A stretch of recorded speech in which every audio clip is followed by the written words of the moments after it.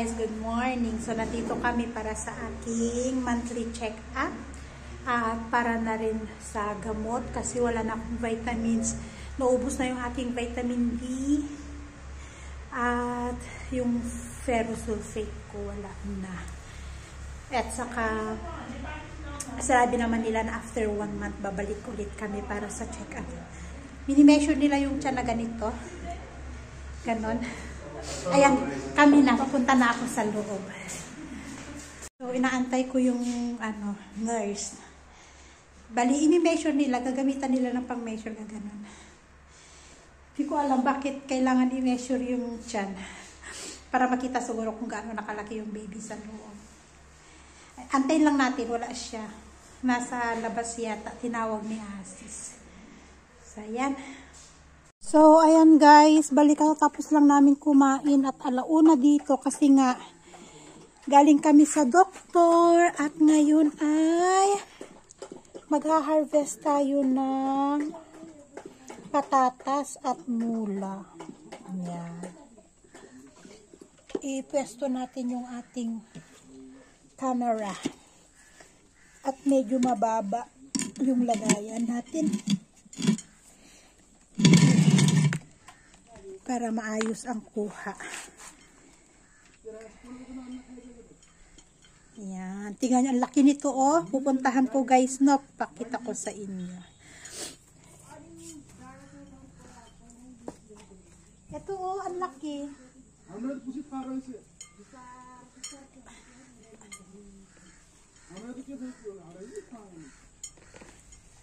Tingnan nyo oh.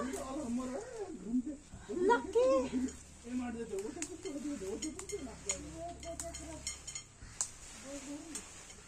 May laman na yung patatas, oh. Oh. Maliliit, papa. Potato small. Patay na kasi yung puno. Papa, sano? Look! Papa, look at this, oh. Very big. Yes, last time is small. Like this only, without removing this one? Remove. Hold. You can do it. Papa, it's very big. You hold. Oh, lucky guys, oh. The leaf, yes, like that. Leaves there. There are very big one.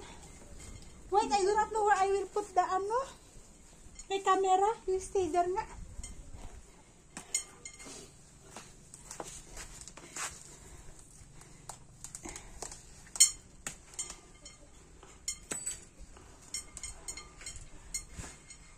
Ganyan nga muna.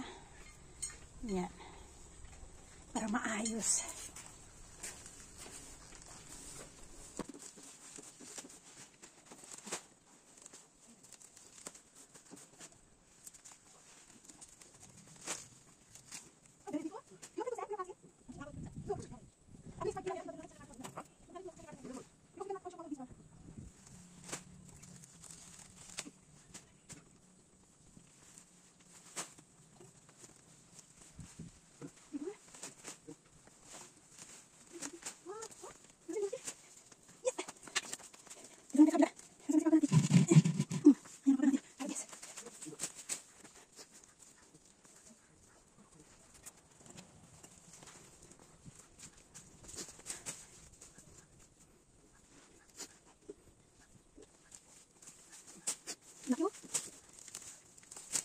Sini.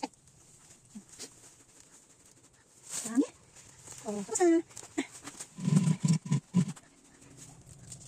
Yeah. Hey, pas.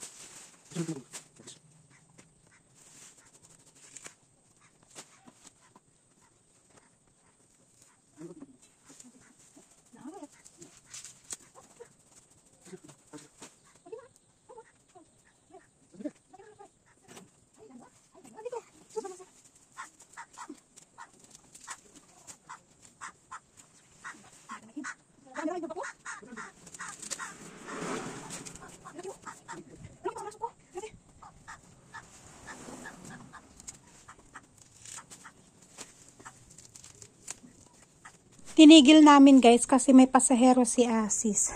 Itutuloy na lang namin mamaya yung sa patatas. Tapos na ang radish, patatas na lang. At tingnan nyo itong ating dried gundruk. Ito na siya. Ayan o. Tuyong-tuyo na. At kung nakikita nyo, kakapiranggot. Yan na lang yung ano. Ito na lang yung gundruk na binabad natin na napakarami nung nakaraan. Ayan. Ganyan lang siya kakunti.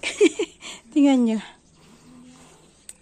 Tapos, eto, ibibigay kina ama. Si ama na lang ang gagawa ng gundruk. Kasi hindi na magagawa. Busy si Asis. So, eto, mamaya na lang kung kailan available ulit si Asis. Saka ulit matutuloy yung pag-harvest ng patatas. Although maliliit ang bunga ng patatas, tama ba? Ano laman? Dinala ni Asis sa ano. Maliliit ang laman ng patatas, guys. Pero patay na kasi kaya kailangan i-harvest. Okay lang, basta may patatas lang tayo na ano ba. Hindi naman kami madalas magpatatas. Minsan lang naman kami magpatatas. Kaya okay lang kahit konti lang yung ma-harvest natin mamaya. Tapos yung mais may bulaklak na. Yung dito sa uncle ni Asis, oh, namulaklak na. Pero pangbenta yung mga yan. Yung mais nila. Eto kasing mais natin, pangkain natin yan. Kaya lang, kapag nanganak tayo, ipagbabawal nila akong kumain ng mais kasi nakakakabag daw. Ayaw nila akong bigyan. Kasi dati nung nanganak ako kay Asher, tigmais din yun dati. Hindi ako nakakakain. Kasi nga, nakakakabag daw para sa baby. Yun ang sabi nila dito. Umuwi ang bata at may dala nito. Nakalagay, congratulations. Tapos may pencil at may candy. Kasi ngayong araw na to ay yung result daw ng kanilang exam. Ayon sa minessage ng teacher nila kaninang umaga. Pero hindi pinadala yung report card. So hindi pa natin makikita kung tumaas ang average ni Asher o na-maintain niya yung average niya nung first sem nila. Pero nagkaroon nga ng program sa school at may tika din si Asher. Tapos ito yung na-receive niya. Pencil at candy na may nakalagay congratulations. Yan. At saka yun guys, simula nung umalis si Asis kanina, hindi pa siya bumabalik. Siguro na busy na siya sa kanyang pamamasada kaya hindi na siya nakabalik dito. At hindi na rin kami nakapag-harvest ng aming patatas na dapat ngayong araw kami mag-harvest. At itong isa, sabi ko magagawa na kami ng homework para matapos na. Pero sabi niya nagugutom daw. I can open by myself. Okay. Tapos, nangihingi nga siya ng pasta. Sabi ko, bukas na. Magpapaluto na naman ng spaghetti. Eh, hindi naman. Sabi ko, matagal ang spaghetti. Bukas ako magluluto ng spaghetti. Sabi ko, kainin mo yung choco pie mo dyan, yung na-receive niya kahapon na pagkain. Sabi ko, yun na lang muna kainin mo. Yung choco pie nga. Don't eat all. Only, no. Don't eat all. This is too much. Don't eat all. So, ayan. At, magmimerienda lang ng konti. Oh, pull. Pull. Okay. Magmimerienda lang ng konti at maya-maya ay magtatapos na rin kami ng aming homework. Bali, ang homework lang niya ay math at saka Nepali. You no need. You just bite it like that. So, yan lang yung homework niya. Walang homework sa English at saka sa science. Siguro busy ang teacher. Kaya hindi nagpadala ng assignment. Okay na rin para makapagpahinga siya ng konti kasi every day marami siyang homework. So yun guys, at i-end ko na rin ang aking... Give me that, okay? Okay, put there. So yun lang yung ating video for today guys. Thank you again for watching and see you in our next vlog. Bye everyone and God bless us all.